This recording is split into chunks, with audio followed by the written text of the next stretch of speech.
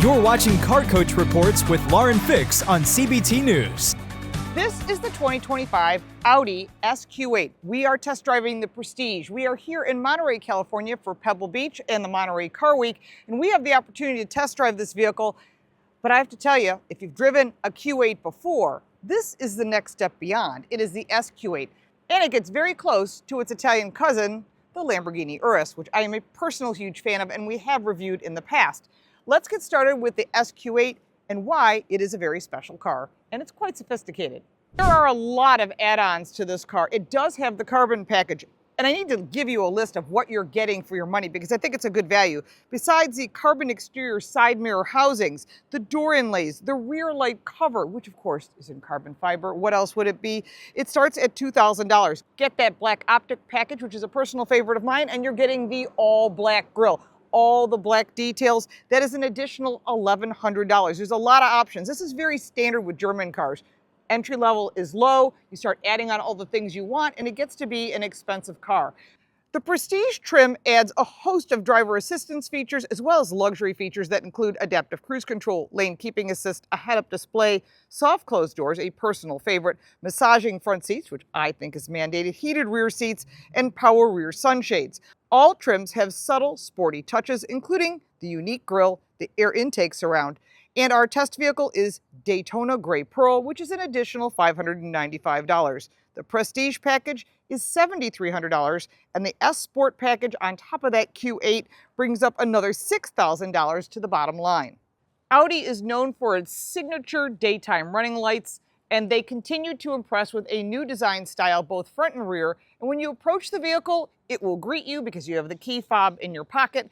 And when you lock the vehicle, it does the same. Let's take a look under the hood. Under the hood is a 4-liter V8 engine with 500 horsepower, and it is a twin turbocharged engine with 568 pound-feet of torque. All-wheel drive, known as Quattro for the full lineup, and 8-speed automatic transmission are both standard. The SQ8 uses a slightly detuned version of the powertrain from its cousin, the Lamborghini Urus.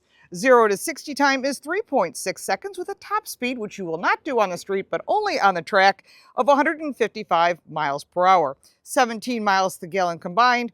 All Q8s are Quattro, and the sportier suspension and the drive modes make this vehicle even more fun to drive. Our test vehicle rides on 23-inch alloy wheels. They are beautiful, and it says RS on the wheel. I love the two-tone colors. Summer tires, that's an additional $4,000. But if you live in Buffalo, where I live, you're going to put winter tires on anyhow, and maybe a different set of rims as well. The profile of the Sport Coupe makes it even more sexy looking. I really love the profile of what Audi has done with their vehicles, and some of the details that are impressive, like I said, the side mirrors are carbon. Like I said, it's an additional upcharge, but also has black optic, which means you're going to have all the black details. At night, underneath this side mirror will be a puddle lamp that says Audi Sport, and it's beautiful. Very nicely done. Everything is really clean, and on the side here, on the B pillar, it says Audi SQ8 TFSI Quattro. Just to remind you every time you get in the vehicle, you bought a really nice car. One thing I always talk about is soft closed doors. You press the door there, and it closes. It's a nice little thing. Is it necessary? No. But when you're buying a vehicle like this, you should have it. It also has a 4-year, 50,000-mile warranty. There is no complimentary maintenance, but this vehicle is quite spectacular. Some of the competitors offer the same warranty, and most of them do not offer scheduled maintenance. On top of the vehicle, you have black roof rails, again, following that black optic, as well as a gigantic piece of glass. And of course, there is a cover inside. Going further back, privacy glass, as well as screens. All the way back here, this is a 2-row SUV. Heading inside the Audi SQ8, it's really nice. First thing you're going to notice is these beautiful quilted leather seats, and it's real leather. It is red stitch. It has the S embossed right into the seat. The headrests are integrated. This vehicle seats 5. Other things you'll note right away, red seat belts. Really cool. I just love the attention to detail. You don't get this in many brands, and the only other brands that really compete with the Germans is Genesis. They're really stepping up their game, and they have a Magma line coming. That's not here yet. But in the meantime, let's see what else is beautiful about this car. You'll note the center console, beautiful leather again, that red stitching, which is an additional charge. And we'll cover all the technology when we take it for a test drive in just a second. The luxury leather package inside this vehicle is $3,700, which is actually a pretty good price compared to some of the competitors that really jack up the price for leather. Of course, it's about quality, and that's important. This is where you put your backside, so you want it to be nice. The carbon interior, quite spectacular. Audi's always been really good about carbon. Remember, they build race cars too, and they know how to use carbon fiber properly. Gloss here, I'm not the biggest fan of gloss. You touch it with your fingers and then you're constantly cleaning it. But it's a really nice balance of matte colors, gloss colors, and sort of a mid-range with the leather. Just really nice. Everything is soft detailed, really nice sporty steering wheel. It is not a flat bottom. I'm kind of surprised. Even my TTRS has a flat bottom steering wheel. It's a personal thing. Paddle shifters are really nice. The audio system, we'll talk about that in the drive, is $4,900. It's a little bit pricey, but then again, if you want the best, you're going to pay for it. Alcantara headliner, just really, really nice and classy. The screens aren't too big. They're not a distraction. And the virtual cockpit, which we're going to show you when we're driving, is really something that's special to Audi, where they don't overdo it like some of these other brands where the screens are so big, they're so complicated. This is really intuitive. Of course, as expected, heated, ventilated seats in the front and heated seats in the second row, and of course, a heated steering wheel. Heading into the second row is actually quite impressive. I'm 5'8", so I have the seat set for me. The legroom here is amazing. If you've got child safety seats back here or someone who's taller, they're going to be really comfortable. Netting behind each of the seats, 2-stage climate control on each side, of course, your own heated seating, as well as the seats that move front and back and recline, of course. Armrest comes down. There is a pass-through. It's a German car, very standard for a set of skis. I'm not a fan of these cup holders. I like them integrated. These pop up. I'm just thinking over time, children, things, they can get broken. And so although they may seem creative and innovative, for longevity and for practicality, maybe not so much, but that's in here as well. Again, you can put someone here in the center. It's not the seat to be in. The outboard seats with the diamond stitching and the leather, it is really nice. And of course, they continued with the red seat belts, and there are shades. Press the window up a second time, and you get these really nice shades, which are great if you want privacy or if you have children in the back seat and the sun's just too much for them. Coming around to the back, this beautiful LED lighting is all part of their signature lighting when it comes to Audi. Carbon fiber across this panel is part of that carbon package, and blacked out Audi logos that are illuminated, which I just love these little details that they're all doing. SQ8 here, this is their sport logo, and you buy an RSQ8, it'll be the RS in there. Really clean across the back. I love the rear venting. They've thought about airflow because it's a performance car. The one thing I'm not a fan of is these wiper blades. I like to see them tucked up underneath, especially in a car that's called performance. And I'm hoping that brands start doing this. More and more are listening to us saying this because these wear out and they also get damaged if you live in cold climates with ice scrapers. Now let's take a look in the trunk. 31 cubic feet of storage with the seats up, which is quite a bit. Fold down those seats and you're at 61 cubic feet of storage. Underneath this cover is a compact mini spare. And of course you could hide a few things under here, like a wallet or something for privacy. But overall, this is nice to have a spare tire here because not every brand is doing that. They're using a lot of tire inflation products. Lighting back here is LED, really nice and clean. Fold down those seats here, and you can also lower the rear end if you've got a heavy item to put in on top. Just little details they're thinking about. Of course, you can approach the vehicle and the key fob will know you're there and open it. All those niceties that people like when you're buying a luxury SUV. And my co-host for the podcast, as well as works with me at the station, is Paul. Hi. We are in the absolutely beautiful SQ8, as we've been talking about, and I'm pretty impressed by the car so far, just as a passenger. Right. I think one of the problems with a lot of these hybrid or electrified or luxury, ultra luxury SUVs is they all start to look the same, and the SQ8 doesn't. Like we said on the outside, it really has a nice appearance, but inside, where you live in the car, I think that's where the big difference is. Yeah, the seating comfort is, and especially the ride quality, is the most important thing here. Audi's always been known as the less dramatic of the German manufacturers, which is fine because what they make up for that is this really refined, very simple class, and you can see that in the center console and the design of the interior. Everything's very straightforward, and I do want to point out, as we're talking about the technology here, that there's no buttons for the majority of things, but they have this haptic system, so when you click on something... Oh, can I shut off auto off? I hate auto off. Shut it off. It's going to go away from all the vehicles eventually anyhow. Yeah. But at this point, this is one of those things that I shut off immediately. I'm sorry, Paul, go ahead. And you can adjust all of the adjustments for the different assistive features. Most of them can only be touched while you are parked. This is becoming a standard safety feature. That's important to note. I don't like that. No. So I wanted to say about the center here is that everything's this haptic touch. You click it, and it has this little like bump, this little click that makes you feel like you're actually clicking a button, which is a very interesting fix for not having a physical button. Right. And while I know not everybody's really excited about just having screens, I think it's a good compromise.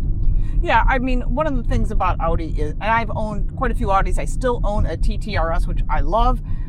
They've always had really, their product is easy to understand. Their product is easy to use. If you use an iPad or a phone, which most of us use, a smartphone, Yep.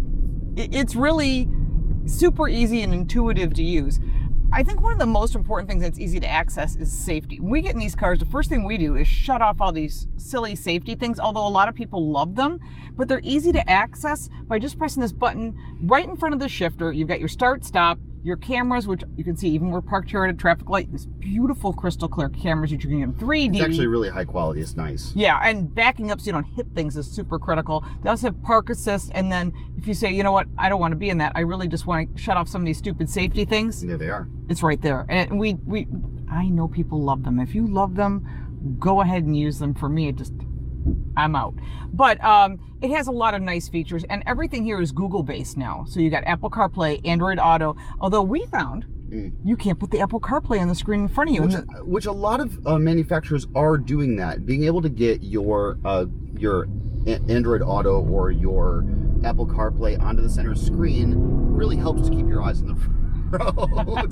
Think it's got enough power? It's got a lot of power, and like we said when we were under the hood, this is what this vehicle is all about. The power is impressive.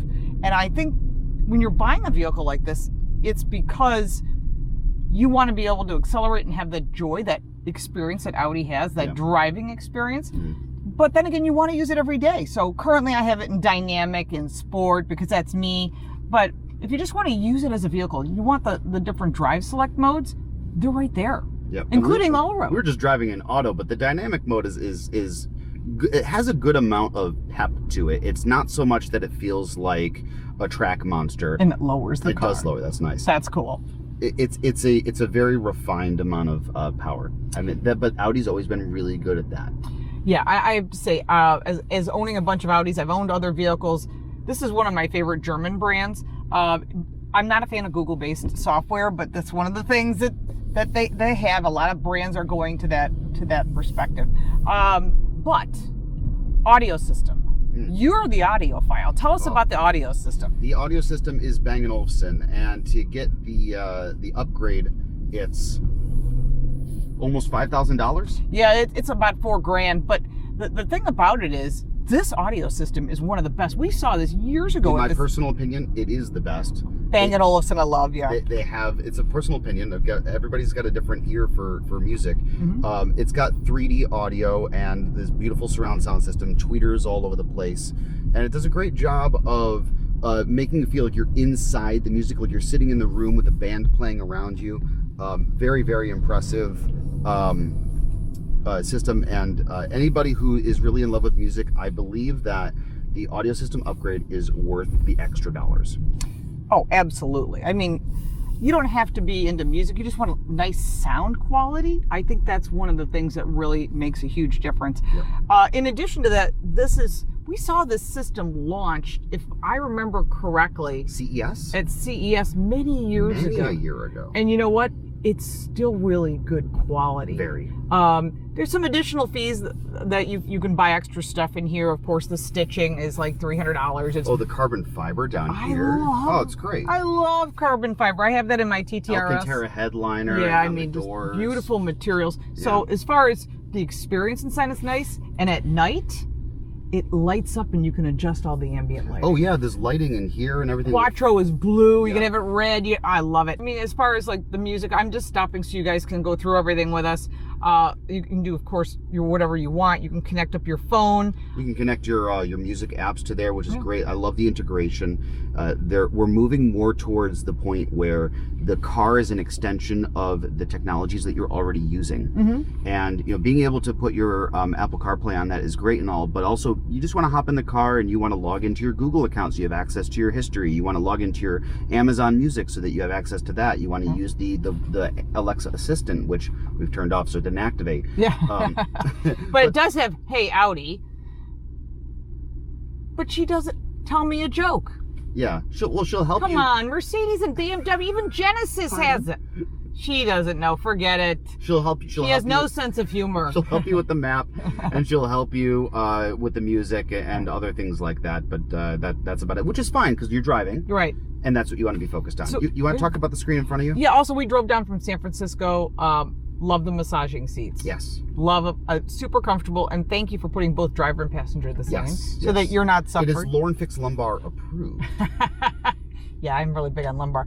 The vehicle itself has paddle shifters. I don't know if you're really going to use them. It is an S. If you want more, the RS, personal favorite. It's the same drivetrain as the RS6 Avant. I mean, it's just spectacular. Excellent. So what you get in front of you is the virtual cockpit. This is one of my favorite things, and I've always said that Audi succeeds by having, I still think it's one of the best screens. One of the best. It's not. They were one of the first to do this. Yeah, too. but now there's a lot of competition. So I'm going to say it's one of the best. On the left side of the steering wheel, you just put your finger over here and you can get the different information that you want in front of you. It's across on a bar. This is the virtual cockpit. You can change the view to bigger gauges. You can change those gauges.